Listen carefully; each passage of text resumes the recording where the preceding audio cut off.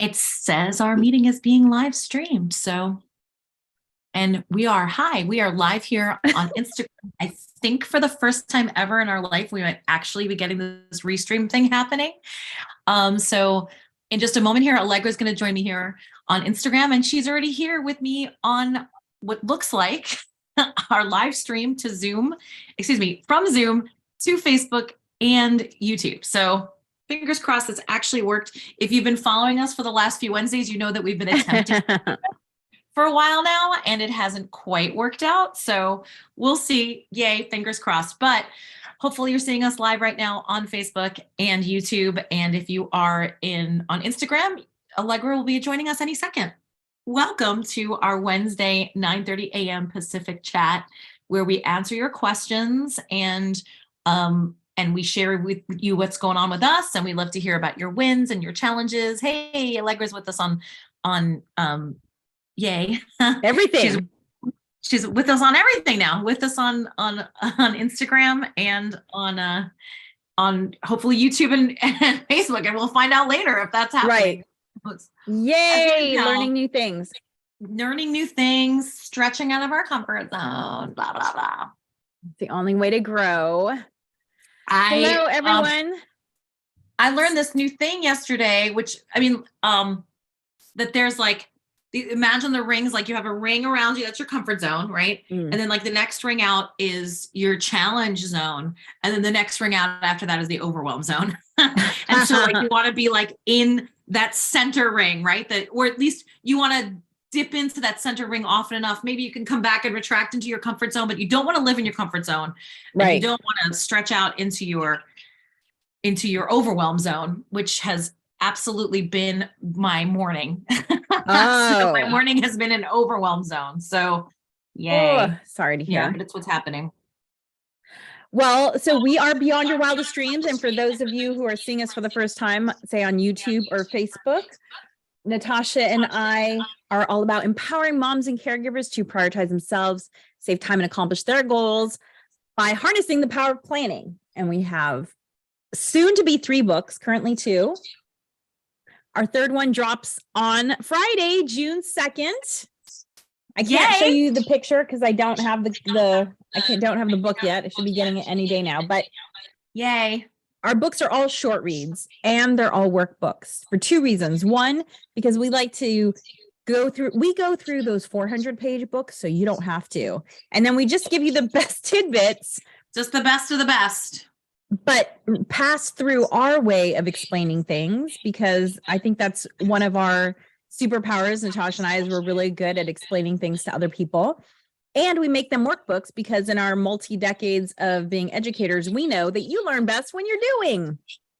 That's right. Pen to paper, physically in the body somehow, however you can work that, the better, generally the better you learn, the better you retain, if you're able to do that. So absolutely.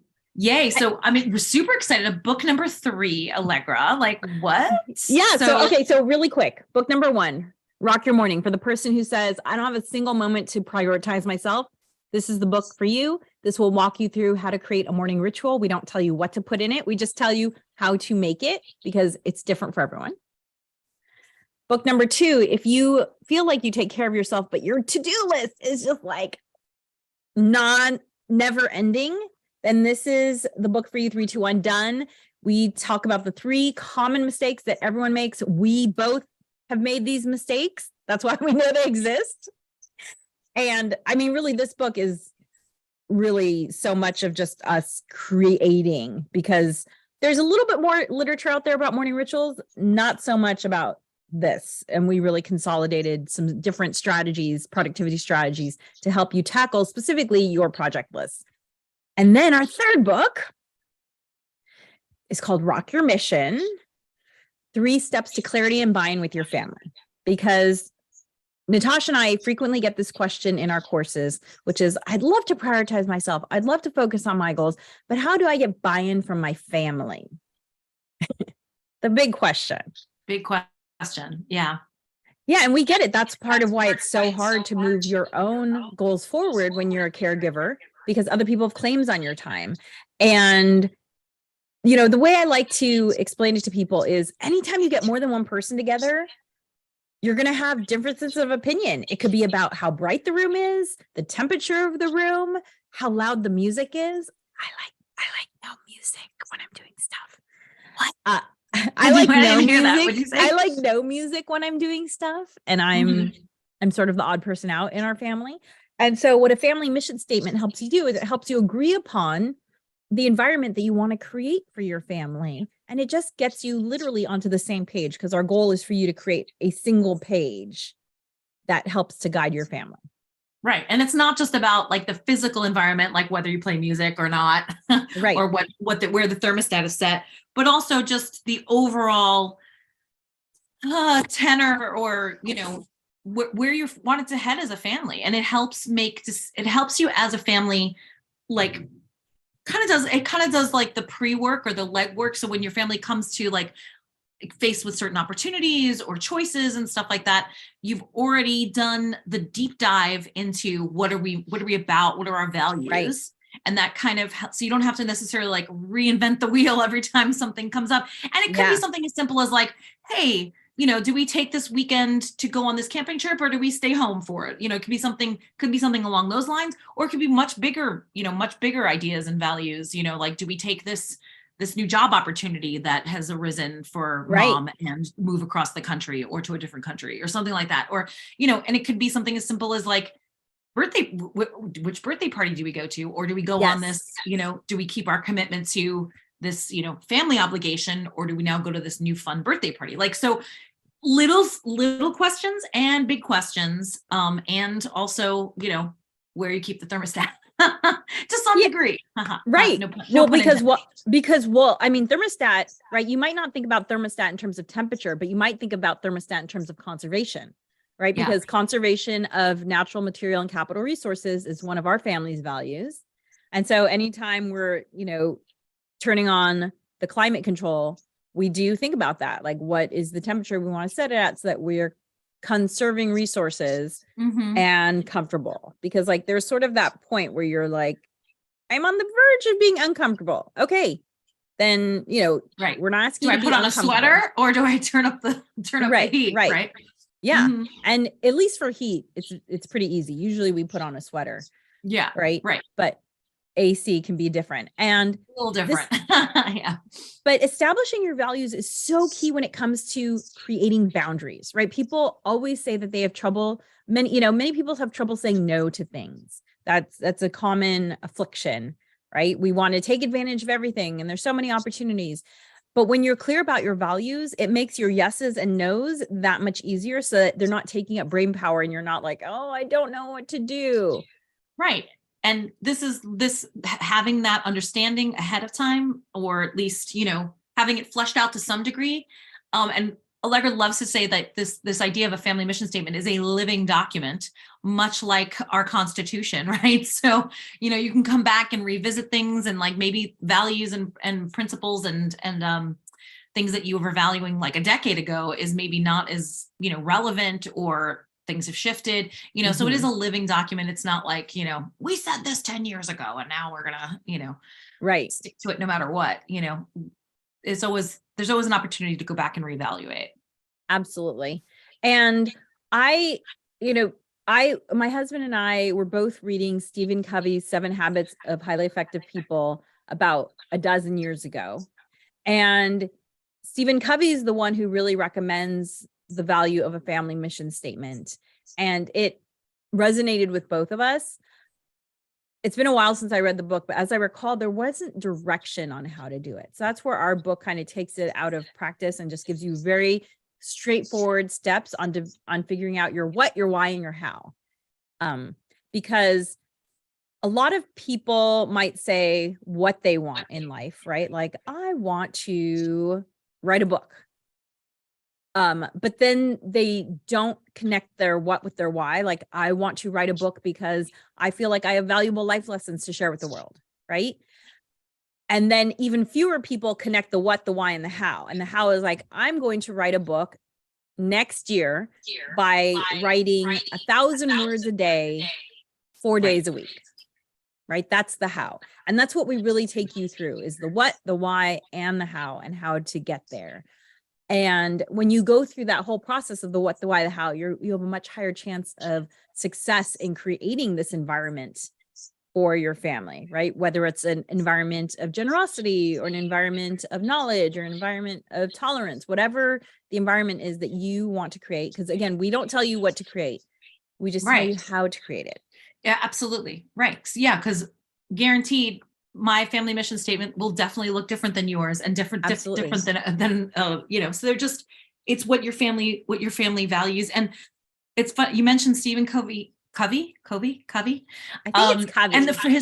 his first habit is be proactive. And so this is definitely a thing where it's proactive in that, you're establishing it ahead of time. And plus you get to be on the same page with everybody, or at least you get to like tease out maybe those places where maybe you're not on the same page, and that's okay too. But to find that out maybe ahead of time, prepared ahead of time, and also kind of navigate that ahead of time before there's like maybe a stressor that comes into the family dynamic that then really puts that thing in like a crucible, and then you find out, oh wow, we really are not aligned in these areas, and it's kind of like you're blindsided a little bit, right?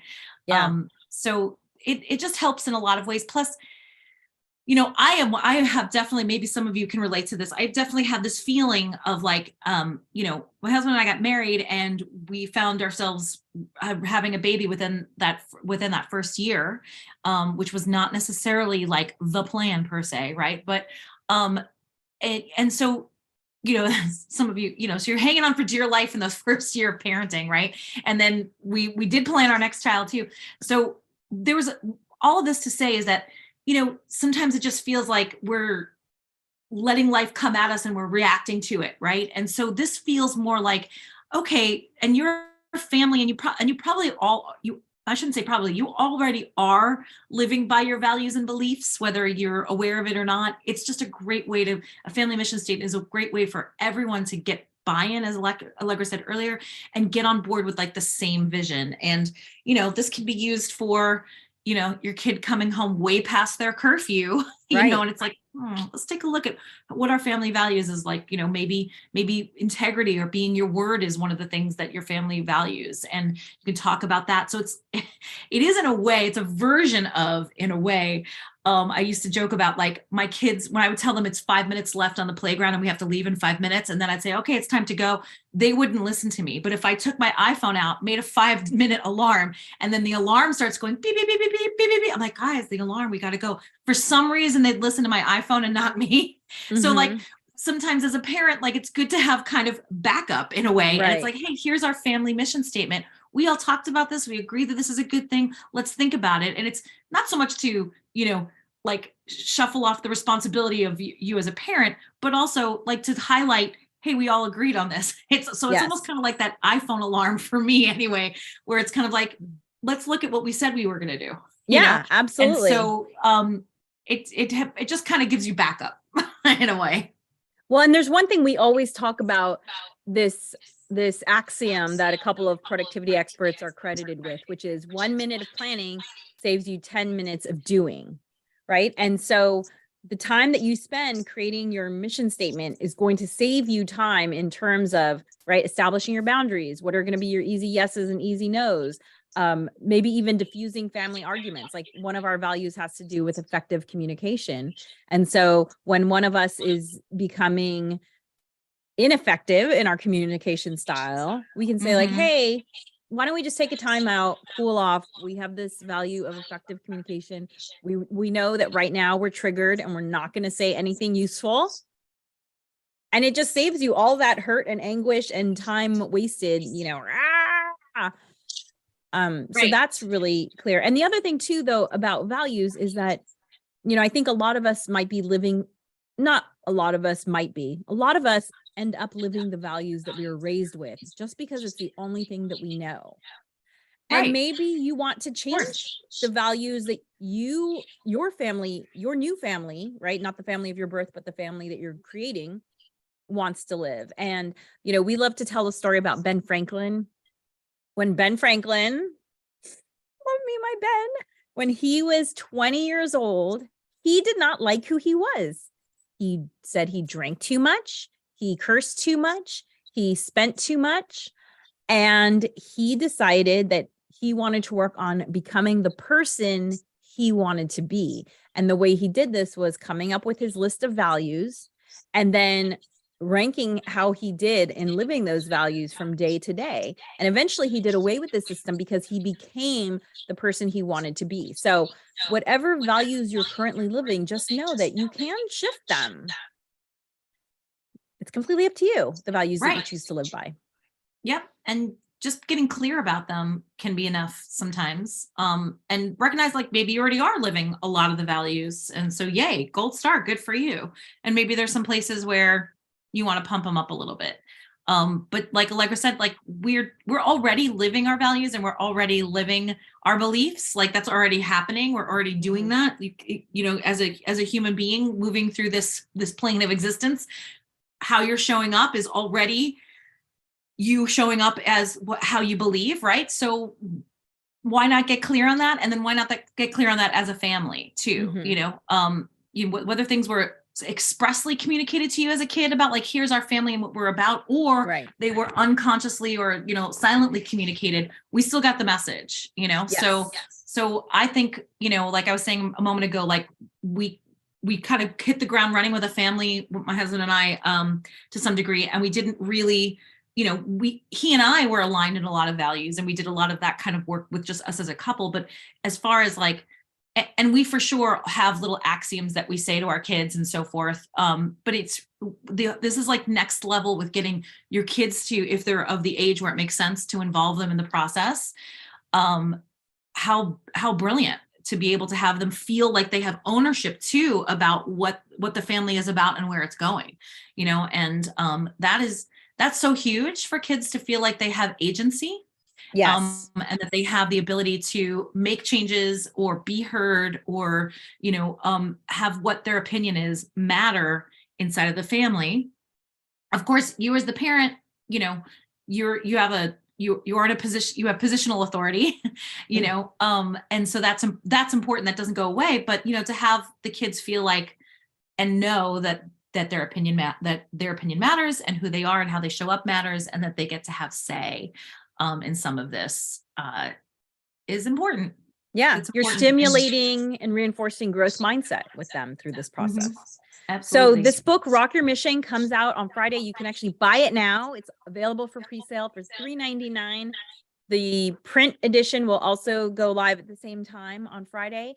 And the website to get our books is tinyurl.com/BYWDbooks. You'll see all of our books there. Actually, our fourth book is already up for pre-sale, which is exciting. That one we'll talk. I'm super excited about that one too, but I'm going to start talking about all these books.